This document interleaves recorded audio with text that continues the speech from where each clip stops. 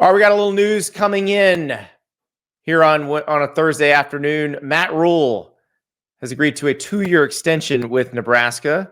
This includes a $15 million buyout this season if he would go to another school. I think that probably effectively removes him from any sort of coaching searches anywhere else. Now, question I have, was he seriously a candidate for Penn State? I think he was when James Franklin was fired, and then the Minnesota game happened, and then that changes things a little bit, right? Mm-hmm. I don't know. Penn State's going to have a heck of a time finding a guy that is more accomplished at the college level, I think. Than James Franklin. Than James Franklin, but even Matt Rhule. Like, if you want to go use his entire collegiate resume, because the thing that's so funny to me about the hiring of jobs, it's well, he lost a game to Minnesota, and now he's a completely different human than he was 2 months ago. It's okay. Right. If that's how we analyze things, that's fine.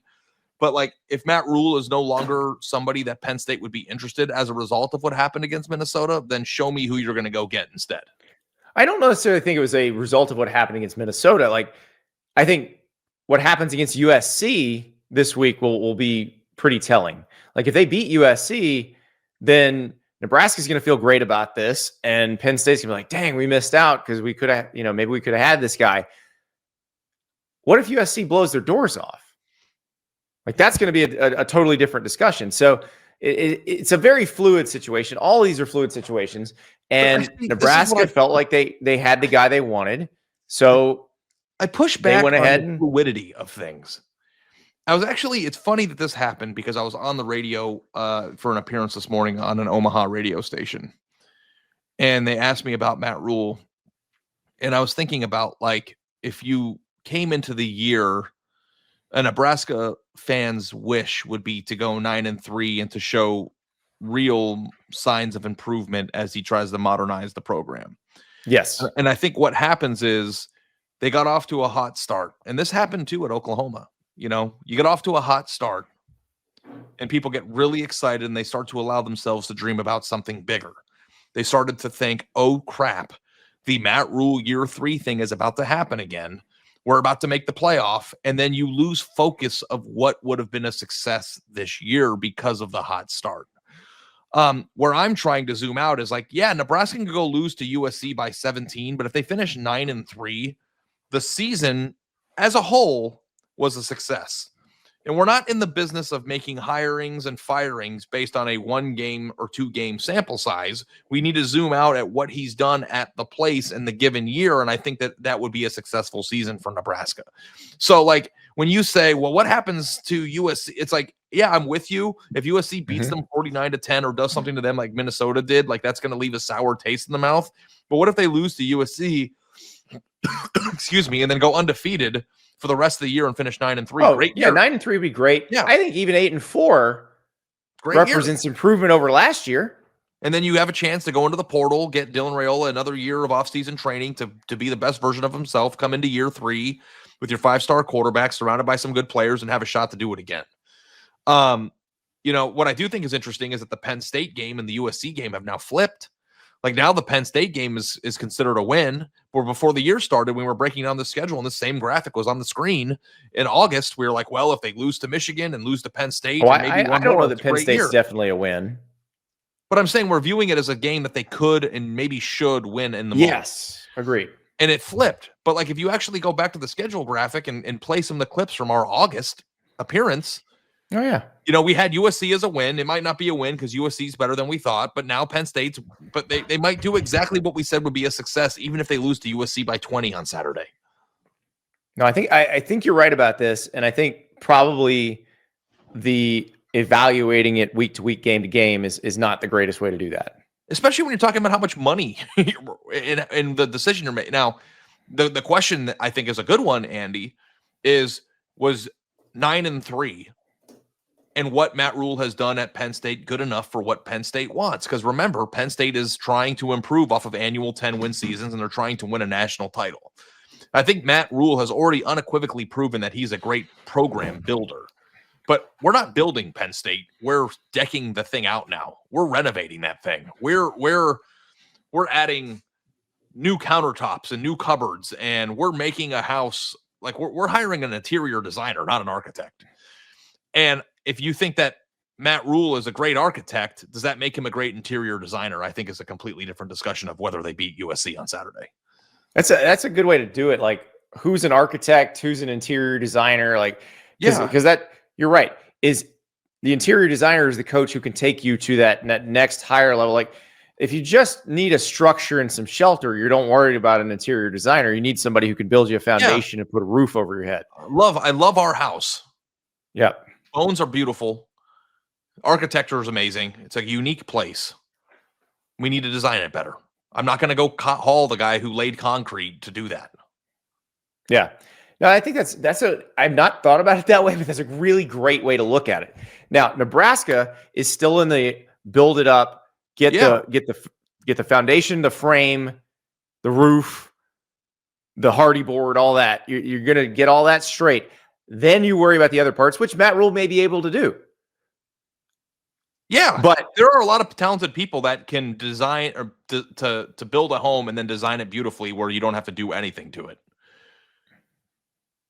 Is Matt Rhule that person? What happens against USC on Saturday doesn't tell me that. That's true. That's true. Now, if they wind up 7-5 at the end of the season, we can have a different discussion. But we about think the foundation. Yes, we think this is going to wind up being a better Nebraska season than last year was, which was better than the year before. And if Matt Rhule is continually improving them, that's what you ask for. This contract, I'd be curious to see the specifics of this contract extension. I think that it sounds like it's pretty incentive based, which I think if you're a Nebraska fan, you're fine with that. Like, don't put yourself on the hook for too much extra money. But if Matt Rhule does meet certain benchmarks, then absolutely reward him for them. That would seem like the fairest way to do this. I think that everybody's contract should be incentive based. You know what the best one was? Remember when they reduced Jim Harbaugh's salary after the pandemic? Mm-hmm. Remember the incentives for that would essentially get him back up to where he was, where it was like $2 million if you play for the national championship? Like, yeah. Now, most coaches' agents are not going to want them to agree to that because they want guaranteed money. Yeah, because you have super agents, negotiating with gym teachers, as I saw somebody read. But like, if you could get to a point where that was acceptable, a coach would lovingly open up their wallet and throw cash at your face for you to do by reaching those incentives, because it's money well spent. National championships and college football playoff appearances are money well spent. Yeah, I think. And again, we haven't seen the specifics of this one yet as we record this on Thursday afternoon. But like, you throw $1 million or $2 million incentive on reaching the college football playoff. Like, that's perfectly fair. Mm-hmm. It's worth way more than that to your school if you do that. Way more to the school, and you don't think that's everybody's personal incentive? Why not make it a financial one? You don't think it's Matt Rhule's goal in life to bring Nebraska to the playoff? Yeah, probably what he thinks about 85% of the time he's awake. So I'll be curious. I did hit the Husker Online message boards right as this news was breaking, just to see how the fan base feels about it. Feels like it's split a little bit. You got your people who are very happy about it. You got some people who don't know that he should get an extension at this time because they don't feel like he's gotten them where he needs to be yet. I don't think there's anybody. I would say the minority is the one that's like, no, this is stupid, blah blah blah. But I do think there are people that are, saying very politely, are we sure we need to extend this guy yet? Because he's just doing the job that he was paid to do. Mm-hmm. Yeah. Yeah, the bidding against yourself thing is interesting. But like, at the same time, Matt Rhule's name has been swirled around. So yeah, whether it's real or not, the idea of him being taken away by Penn State is out there. And if you're Troy Dannon, the athletic director, as long as you're not committing too much, putting yourself on the hook for too much, you're probably okay here. And I would be remiss to not point this out, and then you can explain the difference. But Matt Rhule did sign an extension at Baylor and then take the Panthers job 3 months later. Yeah. Well, there's probably no buyout to go to the NFL. Yeah. So I don't know if there was. The Panthers and their billionaire owner were happy to pay it. But no NFL team is trying to hire him right now. making it more expensive to hire him makes Yes. it more likely that you're going to keep him because the place that is theoretically might be after him is on the hook for a lot of money at the Yeah, moment. $15 million to get him out of Nebraska is pretty prohibitive for most colleges. This is they're not going to mess with that. They're gonna look for somebody who is a little bit easier to uproot. Although I do find it funny that total is prohibitive, but firing the person isn't. Well, but when you add it on top of that, that's when it gets difficult because it's compounding expenses. Yep.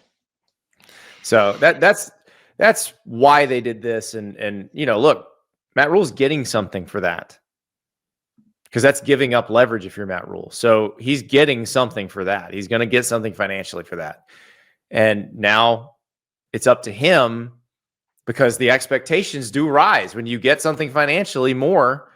Your expectations go up. So you may disagree, and I may disagree about the idea of criticizing if he loses the USC game. But I guarantee you, if we go to the message boards on Saturday night, if they've lost to USC, it will be a flame. It will be a river of flame. Message boards, if they finish 9-3, will be an oasis for the next 6 months. Exactly. If they're 9-3, even if they're 8-4, it's all temporary. I think so. But I guess if you're Matt Rhule, you'd be happy to sign this now before and move forward. Yeah, it's I like the Schrodinger's cat thing. Like, we're not going to open the box. We're not opening the USC box right now. I actually think that this played out perfectly for both sides. Like, Penn State might not need Matt Rhule, and Matt Rhule might not need Penn State. I think that, and he gets paid more money. So, and they don't have pressure to hire somebody who maybe they weren't going to hire in the first place. So right, because of personal connections to the place. Yeah, there you go. Because the question is if Matt Rhule went to college at New Mexico State, would he be a candidate for Penn State at all? It's a good question. It's a legitimate question. Yeah. Anyway. So, yeah, everybody probably wins here. The only way you don't win if you're Nebraska is if you extended him and put yourself on the hook for more money and he doesn't continue to get better. But he's gotten better every year so far. So far, so good. It'll be really cool to see what he can do long term because all the other places he built up, he bolted after he did it. He never has been at a place that long. So it'll be cool. And this situation now, he's going to be there. So you will get to see what he can do as an interior designer when he's done putting the roof on top. I think they're at the roof level right now. They're working on the roof line. Well, they're testing the foundation on Saturday.